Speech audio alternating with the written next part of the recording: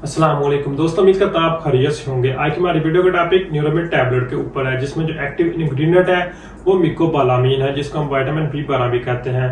तो ये कोएंजाइम होता है जिसमें B12 के लेवल को पूरा करने के लिए इसको इस्तेमाल किया जाता है। इसके अलावा किसी को न्यूरोलॉजिकल डिसऑर्डर का मसला है या नर्व वगैरह की कोई प्रॉब्लम आ रही है तो उसको सही करने के लिए हम इसको इस्तेमाल कर सकते हैं।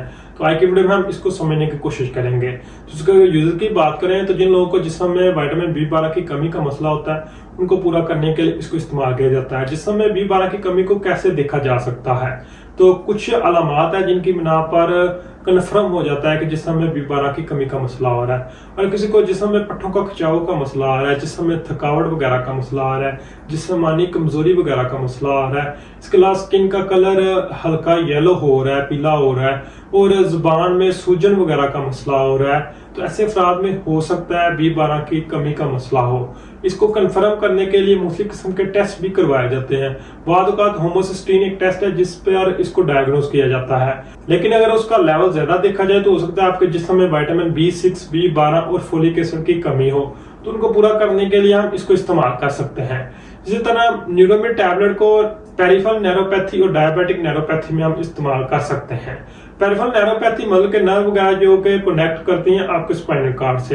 तो अगर किसी को मोटर नर्व में कोई मसला आ रहा है या सेंसिटिव नर्व में कोई मसला आ रहा है तो जिसमें जिस्म में बहुत ज्यादा प्रॉब्लम देखने को मिलती हैं, तो उसको सही करने के लिए इसको इस्तेमाल किया जाता है।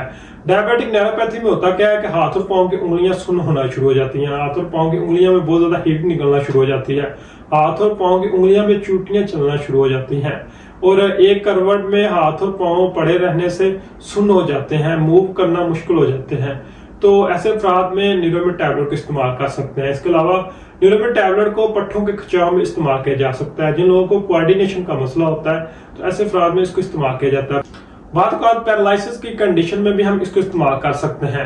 अक्सर फाले के मरीज में न्यूरोमिड टैबलेट को इस्तेमाल करने से बहुत ही अच्छा रिजल्ट मिल जाता है। इस तरह मुख्तलिफ किस्म की डिजीज में भी इसको इस्तेमाल किया जा सकता है। मैग्लोब्लास्टिक एनीमिया जो कि खून की कमी का मसला विटामिन B12 की कमी की वजह से जिस्म में हो जाता है, तो उसको पूरा करने के लिए भी हम न्यूरोमिड टैबलेट को इस्तेमाल कर सकते हैं।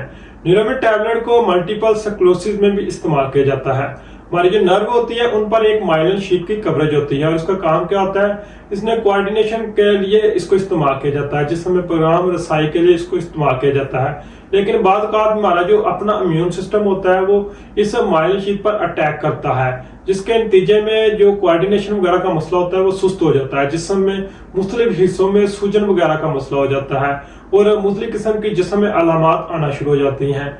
तो ऐसे में भी हम न्यूरोमिड टैबलेट को इस्तेमाल कर सकते हैं। न्यूरोमिड टैबलेट को जिन लोगों को मुहर्रम वगैरह में दर्द का मसला है या शाटिका की दर्द वगैरह का मसला है या कंधा जाम होने की कोई तकलीफ का मसला है, तो ऐसे अफराद में भी इस्तेमाल किया जा सकता है। इसके अलावा न्यूरोमिड टैबलेट को पट्टों में खिंचाव का, जिस्म में कमजोरी और थकावट वगैरह अगर किसी को मसला है तो उसमें भी इस्तेमाल कर सकते हैं।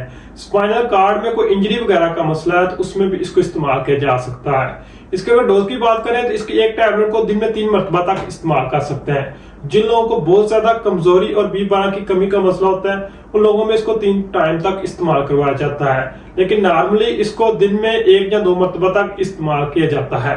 जो लोग लंबे अरसे तक मिप्राजोल को इस्तेमाल करते हैं ऐसे अफराद में भी न्यूरोमिड टैबलेट को इस्तेमाल किया जा सकता है। इसके अगर साइड इफेक्ट की बात करें तो इसके इस्तेमाल से डायरिया वगैरह का मसला हो सकता है, पेट में दर्द का मसला हो सकता है, स्किन में माइल्ड किस्म की रैश हो सकती है।